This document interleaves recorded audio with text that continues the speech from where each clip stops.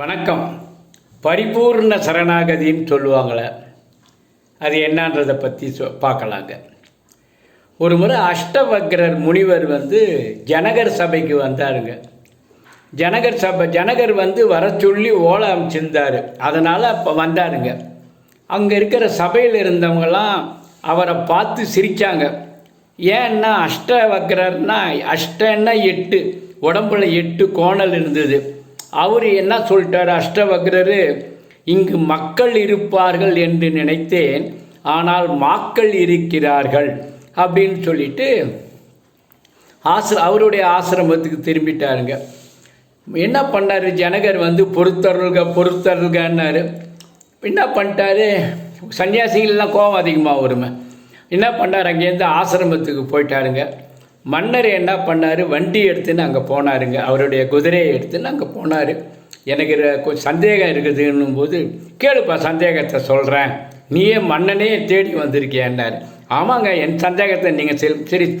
அவர் கேட்ட கேள்விக்கெல்லாம் அவர் பதில் சொன்னாருங்க. 2 நாள் ஆச்சுங்க. அது ஜனகர் is not an ordinary man, அவரும் ஒரு ரிஷி தாங்க. அந்த சந்தேகத்தெல்லாம் அவர் தீர்த்த உடனே, சரி குருதேவா, நான் உத்தரவு வாங்கிக்கிறேன்னார். போயிட்டு வந்தாருங்க. புறப்படும்போது என்ன பண்ணார் அஷ்டவக்ரர், ஜனகரே எங்கே எனக்கு குருதட்சணை அப்படின்னாரு. அந்த குதிரைக்கு அப்படி கால் ஏறும்போது சொன்ன உடனே, இந்த மிதிலை ராஜ்யத்தையே உனக்கு கொடுக்குறேன்னாரு. உங்களுக்கு தெரியும், ஜனகருடைய மகள் தான் சீதாதேவி, மிதிலை கொடுக்குறேன்ன உடனே, சரி நான் வாங்கிக்கிறேன்னு வாங்கிட்டாருங்க. ஓகே வாங்கிட்டாருங்க. அப்புறம் என்ன பண்ணார், ஏறி போகிறது போது குதிரையில் ஏறலை. ஏன் போலையான்னாரு. ராஜ்யத்தை பூரா உங்களுக்கு கொடுத்துட்டேன், எனக்கு ஏது ராஜ்யம், நான் எதுக்கு போனோம், உங்கள் ஆசிரமத்திலே தங்கிடுறேன்னாரு.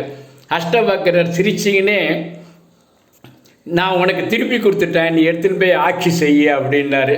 எதுக்கு, அப்போது அதுக்கு தாங்க பேர பரிபூர்ண சரணாகதி.